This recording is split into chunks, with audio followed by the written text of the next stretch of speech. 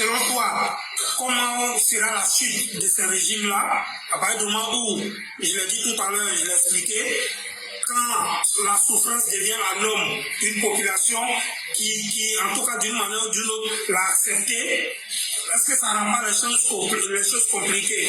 Un. Deux, même s'il y a une majorité silencieuse qui n'a aucun moyen aujourd'hui de se rébeller, parce que si tu te lèves, voilà, ça ne va pas se passer comme si c'était feu IBK.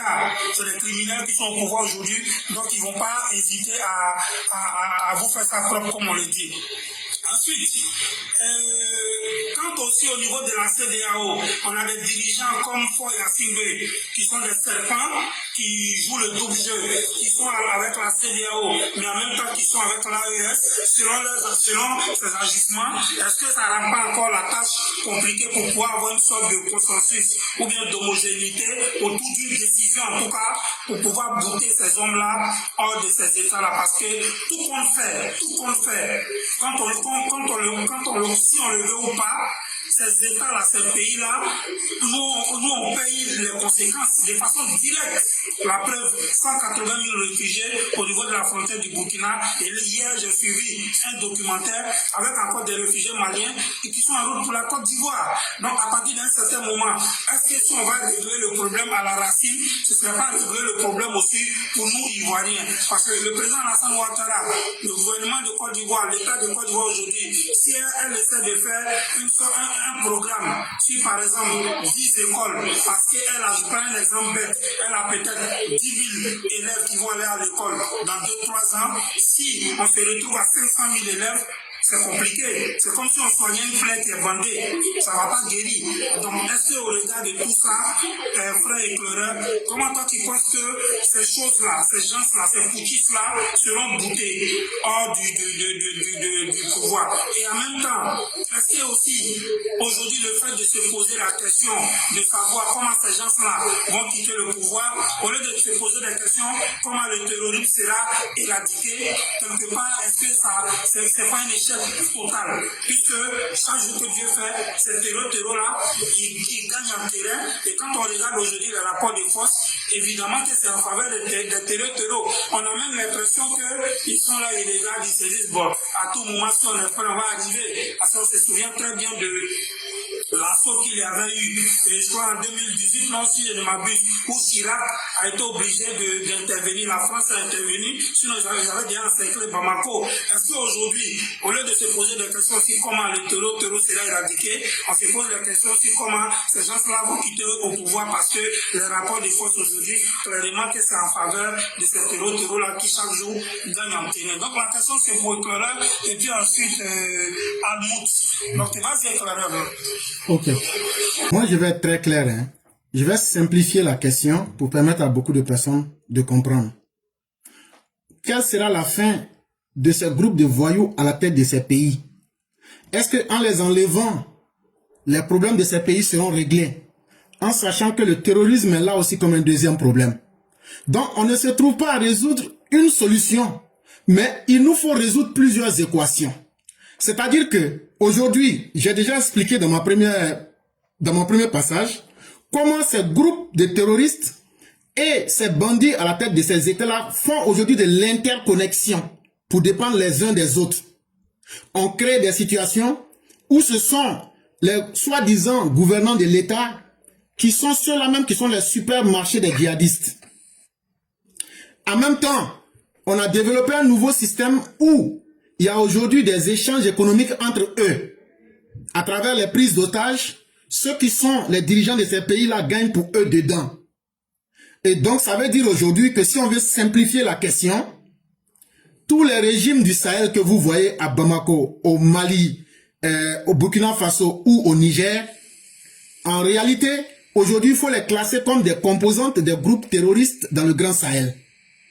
Pour moi, à partir du moment où on arrive à comprendre que c'est dans la violence que les terroristes arrivent à subsister et que c'est de la violence que les groupes djihadistes qui sont à la tête de ces États justifient leur présence illégitime à la tête des États, il faut les considérer tous comme des groupes terroristes armés. Maintenant, à partir du moment où nous les ciblons de cette façon-là, ils sont tous disqualifiés comme des interlocuteurs. Parce que qu'est-ce que ces groupes recherchent? Et qu'est-ce que les dirigeants actuels recherchent?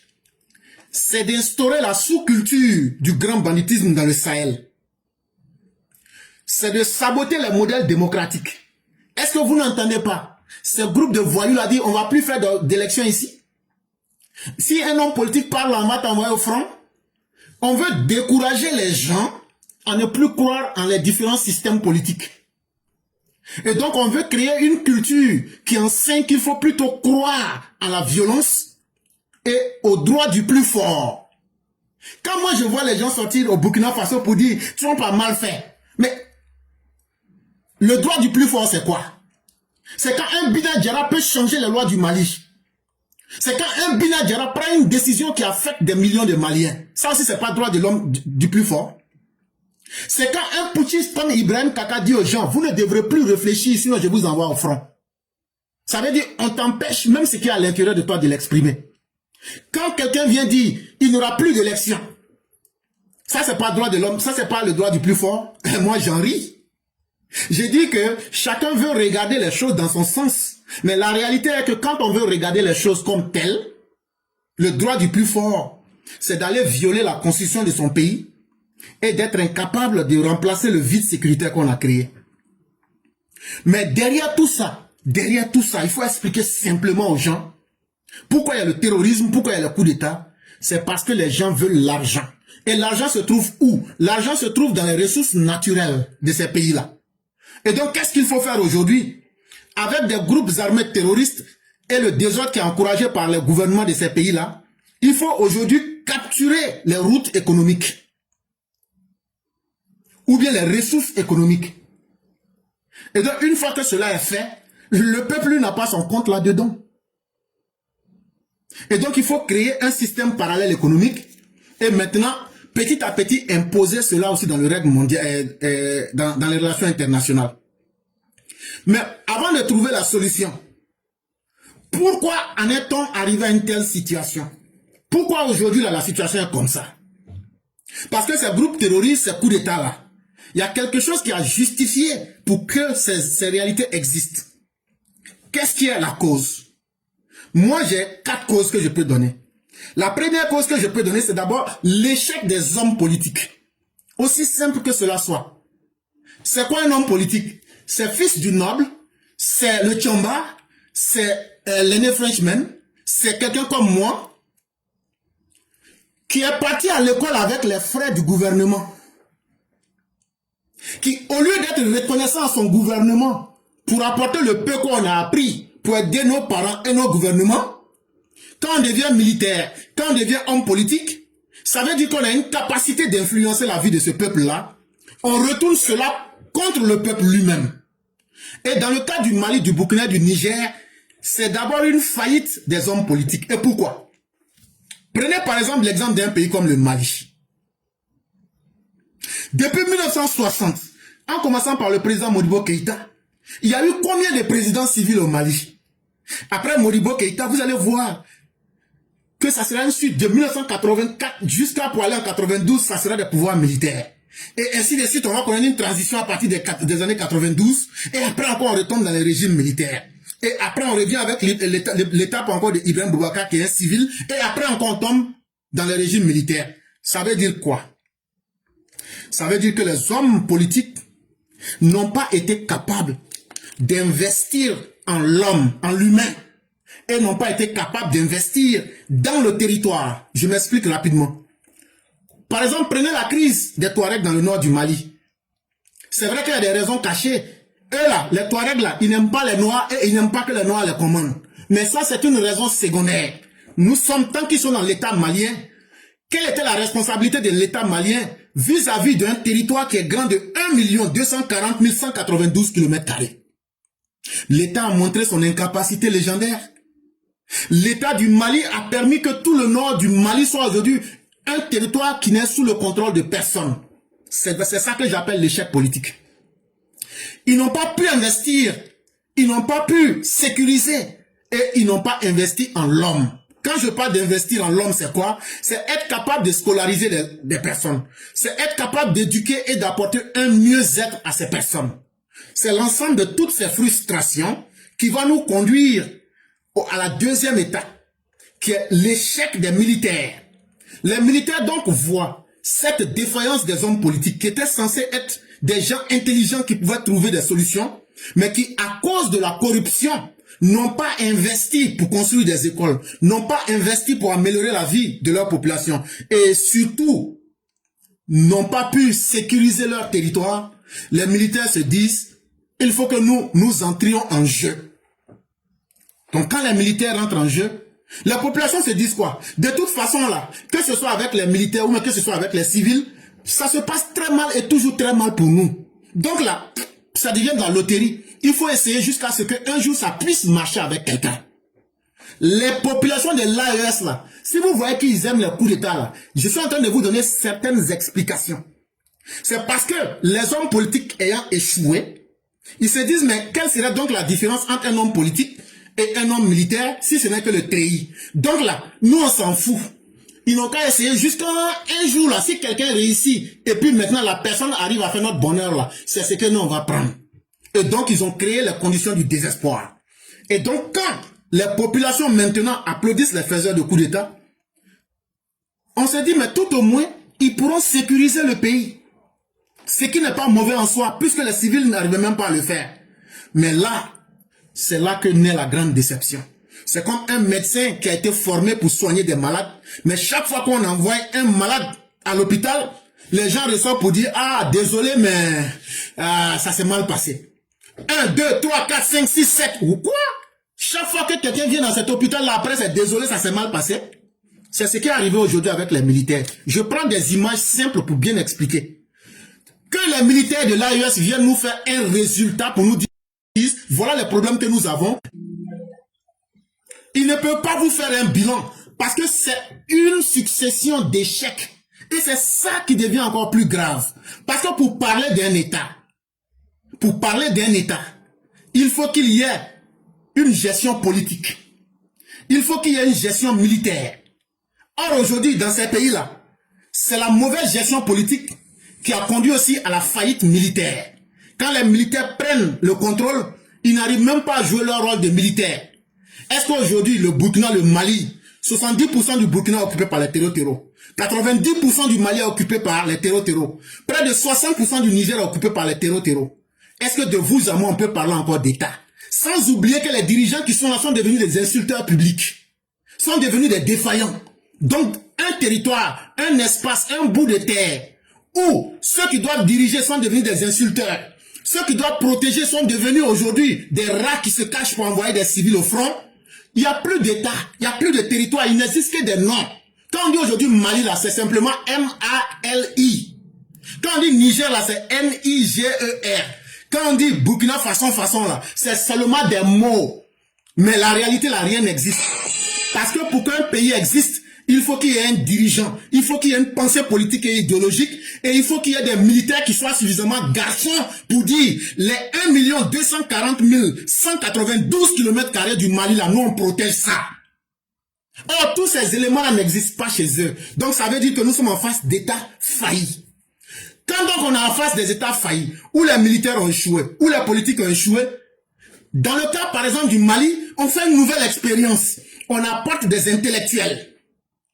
Des intellectuels qui sont censés être la crème qui peut sauver. Et qu'est-ce qu'on fait par exemple?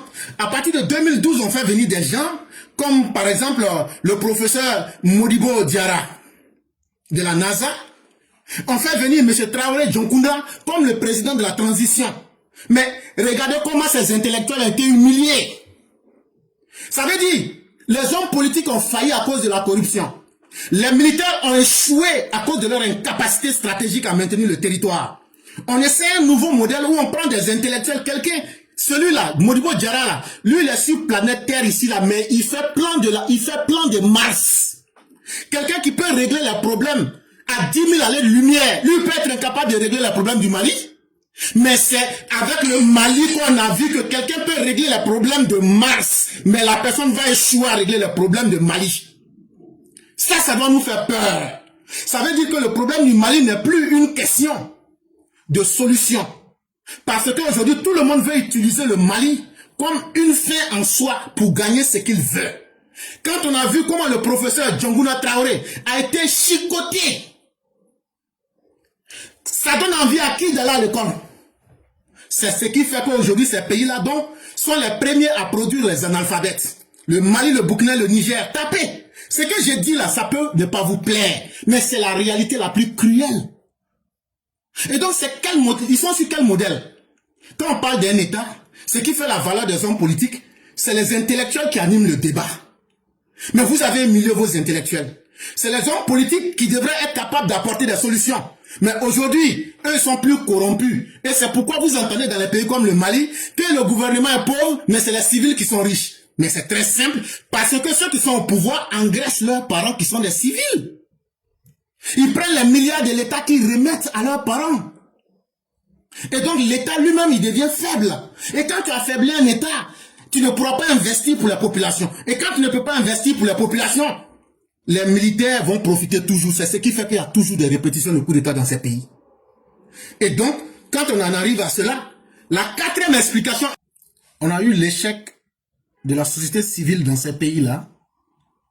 Et pourquoi l'échec de la société civile? Ici, par société civile, j'entends les populations. Et quand je parle des populations, un des exemples que je peux vous donner le plus rapidement, c'est la coalition des forces pour la République. Cette force-là est formée par les Maliens qui sont aujourd'hui en exil, comme M. Étienne, le professeur, l'économiste Étienne Fakaba Sissoko, comme M. Yak Agali, qui, je vous le disais, est le chef du GENIM en réalité, et aussi par l'imam Diko Mahmoud. Donc quand vous prenez ces composantes, qu'est-ce qu'elles vous disent à travers la coalition qu'elles ont créée? La coalition des forces pour la République, qui vont mettre tout le monde ensemble, les jeunes, les femmes, la société civile, les fonctionnaires, les militaires, les partis politiques dissous, c'est-à-dire tout le peuple du Mali en dehors d'Assimi, mais sans aussi compter sur les groupes rebelles. C'est très beau, mais pourquoi ça ne marchera pas? Ça ne marchera pas pour deux raisons.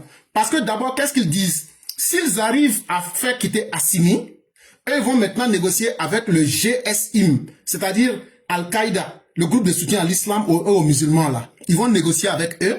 Et puis ils vont traiter le problème de l'Azawad à travers le front de libération de l'Azawad. Mais en réalité, je vous ai aussi dit que le GENIM, c'est une composition de 5 groupes terroristes. Donc, qui est réellement le chef de ces groupes-là? C'est ce qu'il faut rechercher. Aujourd'hui, là, c'est désolant de le dire, mais il faut regarder et dire les choses de façon froide. Le problème du Mali va au-delà des frontières du Mali, en ce sens qu'aujourd'hui, l'Algérie qui a vécu dans un terrorisme dans les années 90 à travers le Front islamique du Sahel ou autre, ces terroristes recyclés comme à la personne de M. Abou Beida Youssef Al-Nabi, qui est aujourd'hui le véritable chef de AQMI dans le Sahel. AQMI, ça veut dire Al-Qaïda au Maghreb islamique. C'est donc l'Algérie. On doit aussi inclure l'Algérie dans les discussions du Mali pour leur dire arrêtez de faire descendre les terroristes dans le Mali. Et donc pour résoudre cette question, il faut donc mettre le Mali sous tutelle internationale. Et ce n'est pas la première fois. Et pour moi, c'est la solution la plus logique. Et déjà, je crois que l'ONU est déjà en train d'entrevoir cette possibilité. Pourquoi? Parce que ni les hommes politiques, ni les militaires, ni la société civile malienne, ni les intellectuels maliens n'ont été capables d'apporter une solution. Maintenant, l'ONU existe parce qu'il y a des pays qui sont membres de l'ONU en tant qu'organisation. Si l'ONU tient donc à conserver des États membres qui constituent ces éléments, l'ONU aura donc pour obligation de venir en aide à des États qui sont en train de disparaître. Et donc quand l'ONU vient, comme cela a été déjà le cas dans beaucoup d'autres pays, l'ONU doit mettre le Mali, le Burkina Faso, le Niger sur tutelle. Parce qu'aujourd'hui, là, l'Algérie ne va pas discuter avec qui que ce soit en termes de rapport de force direct et avec le respect. Parce que Yak Agali, Étienne Sissoko Fakaba, Imam Diko sont tous en Algérie. Donc ils sont manipulés par l'Algérie. Ça aussi, il faut être d'accord avec ça. Et donc ça... Excuse-moi, justement, tu vas continuer. La position d'Imam Diko, c'est quoi? Est-ce que de façon claire, il est en train de nous dire qu'il a rejoint le rang du JNIM, je ne sais pas, mais c'est un peu ambigu. Selon toi, le rôle d'Imam Diko, est-ce que c'est vrai qu'il est en train de faire une coalition politique ou c'est une coalition terreau-terreau? C'est ce que j'ai expliqué. La coalition qu'il crée aujourd'hui pour avoir de la crédibilité. Imam Diko parle, communique et a les liens avec tous les groupes terroristes du Mali. Ça, même si aujourd'hui, vous voulez là, Imam Diko peut appeler Nabi. En réalité, il s'appelle Nabi Diarra. Les gens ont inversé. Imam Diko là, si vous l'appelez de suite, il peut appeler Bina directement pour lui dire arrête. Et Bina va respecter. Lui et Agali se voient en Algérie. Et donc là, ce sont des gens qui ont une certaine capacité. Mais c'est ce qui fait qu'ils vous disent qu'ils vont négocier avec le GSM. C'est ce qui fait qu'ils vont discuter avec les groupes parce qu'ils le connaissent. Parce qu'eux-mêmes ils ont utilisé aussi ces parties-là. Parce que lui, Mahmoud Diko, rentre en conflit avec Assimi à partir du moment où il n'arrive plus à les maîtriser.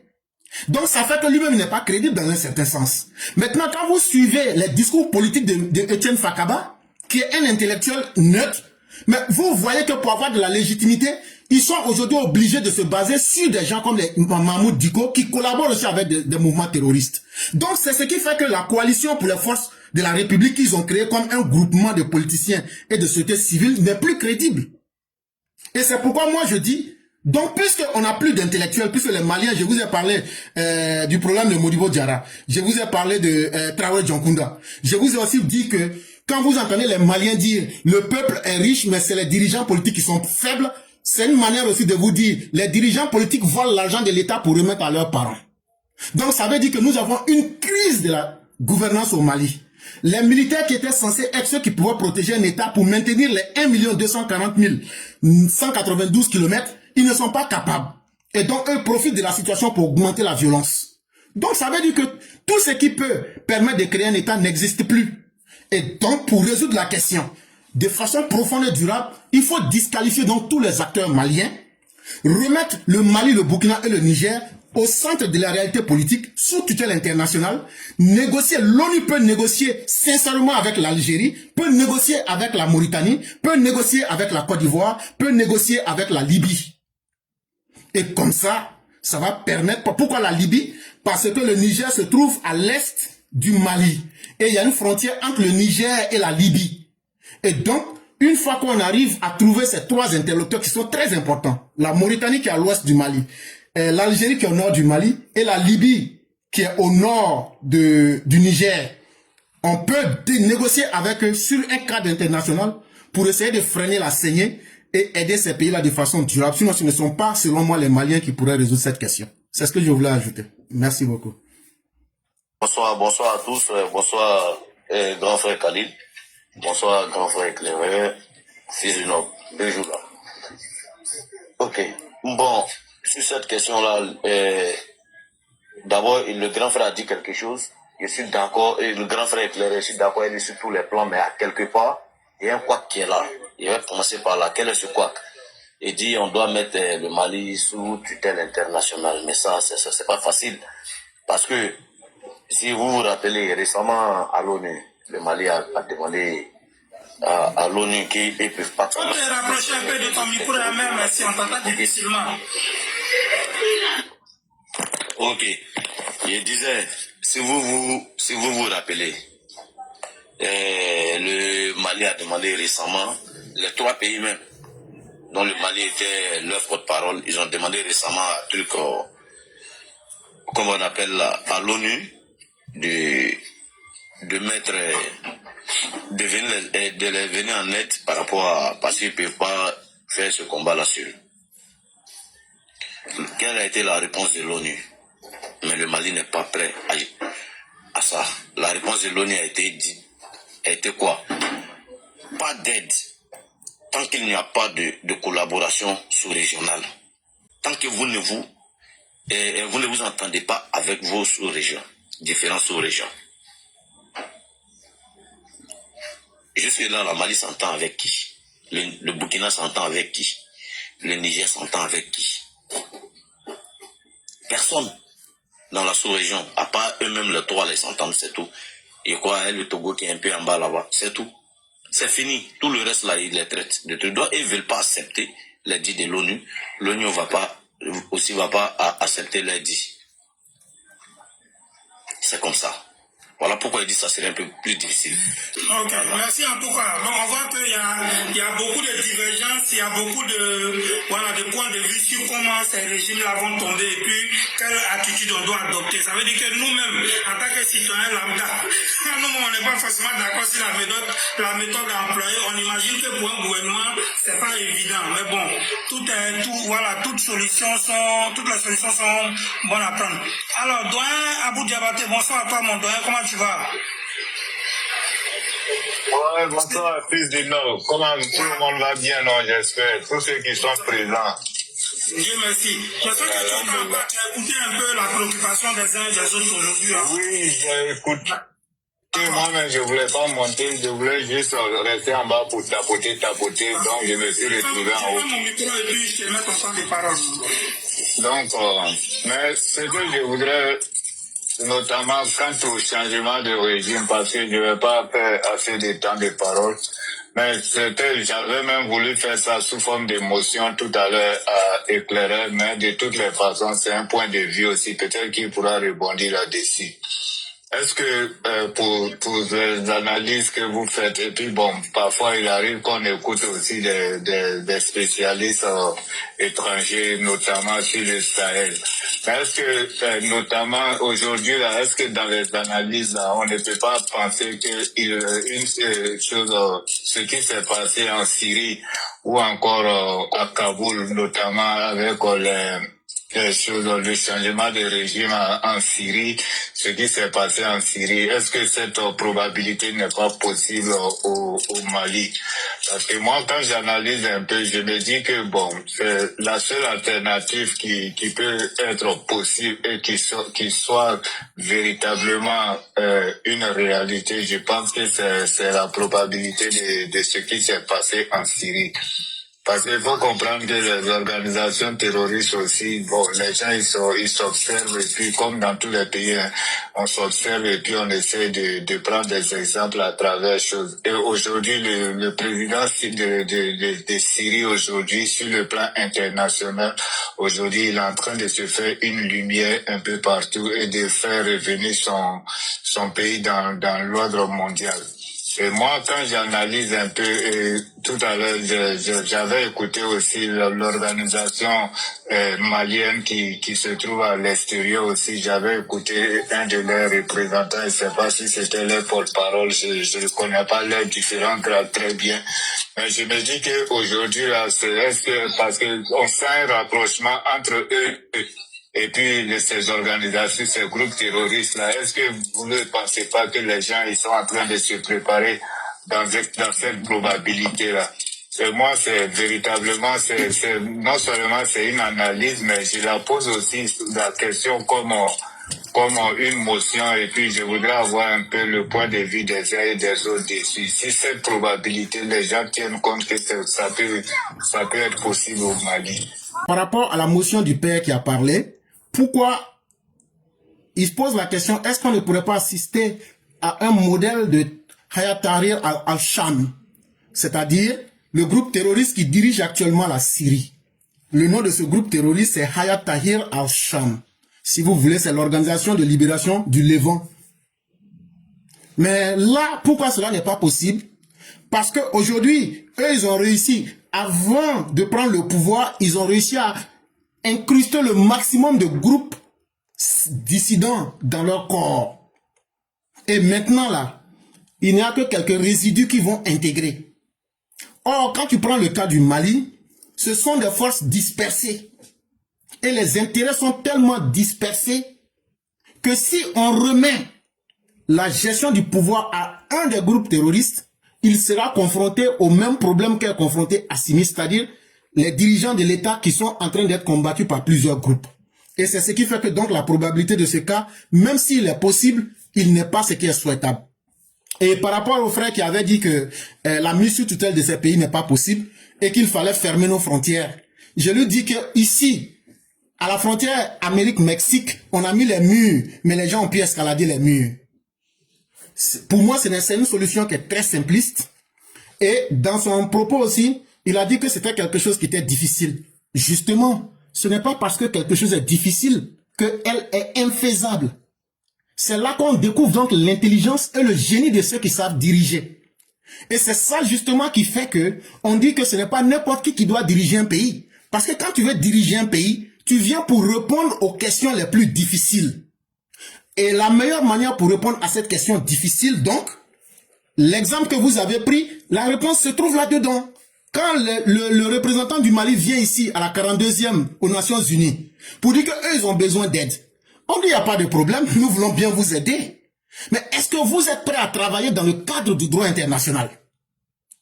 Quand on vous a vu comment vous avez humilié, menti sur la MINUSMA, et vous avez chassé la MINUSMA dans une certaine mesure, mais on voudrait qu'aujourd'hui, l'aide qu'on va vous apporter là s'inscrive dans le cadre du droit international. Et donc, ce que j'ai dit là, il faudrait que le Mali, le Burkina et autres comprennent qu'ils sont des États faillis, des États qui ne sont plus capables de se supporter eux-mêmes. Et que ce n'est pas eux qui vont venir demander l'aide en demandant et en imposant la manière pour les aider. Je m'explique simplement. J'ai besoin d'aide. Je sais que c'est frère du Nord, le fils du noble qui peut m'aider. Et je vais chez le fils du noble, je lui dis, frère, je veux que tu m'aides, hein, mais maintenant la lettre que tu vas m'apporter là, voilà comment tu vas faire pour m'aider. Fils du noble, en réalité, est-ce que j'ai besoin d'aide? Je n'ai pas besoin d'aide. Parce que si j'ai véritablement besoin d'aide, ça veut dire que moi-même, je n'ai pas la solution. Quand je viens vers fils du noble, je lui dis, voilà mon problème. J'attends que fils du noble me dise, voilà les solutions que je te propose. Et maintenant, dans les solutions que lui va me proposer, puisque je pense que c'est lui, l'homme qui peut m'aider là, les solutions que lui va me proposer là, je prends ce qui m'arrange. Or, qu'est-ce que ces gens-là veulent? Tous les jours, on vous voit ici, quand les terreaux sortent là, un coup de fusil net, ils laissent les armements, les terreaux ramassent. Les gens aujourd'hui, la CIMI avec les brèmes cacao sont devenus aujourd'hui les supermarchés dans lesquels les terreaux s'alimentent. On voit aujourd'hui la grande corruption qui est faite. Vous collaborez avec des djihadistes. Aujourd'hui, je vous dis, il y a moins de 72 heures, Assimi a proposé 2 milliards pour payer la paix en un mois en donnant l'argent directement aux terroristes. Donc vous voulez qu'on vous apporte quelle aide? Qu'on vous donne des armements, qu'on vous donne de l'argent pour que ça se retrouve dans les mains des terreaux? Non, on ne vous aidera jamais dans ce contexte-là. Et donc, moi je réitère, ce n'est peut-être pas la panacée, mais la méthode la plus simple là. Parce qu'il fallait suivre d'abord le début aussi de ce que j'ai dit. À partir du moment où un État n'existe que de nom, où un État est complètement failli, si on veut réellement aider ces pays-là, c'est de venir avec le soutien international, dans le cadre international, et j'ai pris surtout le soin de signaler, c'est quoi la question du Mali aujourd'hui. Quand je parlais du professeur Etienne Fakaba, quand j'ai parlé de Mohamed Diko, et quand j'ai parlé de bien d'autres, aujourd'hui l'Algérie est partie prenante de ce problème-là. C'est tout ça là qu'il faut résoudre vraiment dans la profondeur. Et donc, est-ce qu'aujourd'hui, là, les autorités, qu'elles soient civiles ou militaires du Mali, connaissant leurs limites, est-ce que l'Algérie peut négocier avec eux de façon franche pour trouver un problème définitif? Je ne crois pas. Et c'est pourquoi nous disons il faut des acteurs internationaux neutres, avec une puissance internationale dans le droit international, qui vont imposer un rythme à tous les pays de la sous-région, et qui vont imposer aussi de la crédibilité, parce qu'il ne suffit pas de commencer, mais c'est comment terminer pour que le modèle devienne viable. Parce qu'on a constaté quand on met des gens, après encore ils viennent dire non, ils ne sont pas d'accord. Quand on a vu des gens venir résilier le contrat de la MINUSMA, ce n'est plus des acteurs crédibles. Et donc il faut des gens qui sont crédibles dans le temps et dans l'espace. C'est pourquoi aujourd'hui moi je proposais donc la solution de la mise sous tutelle.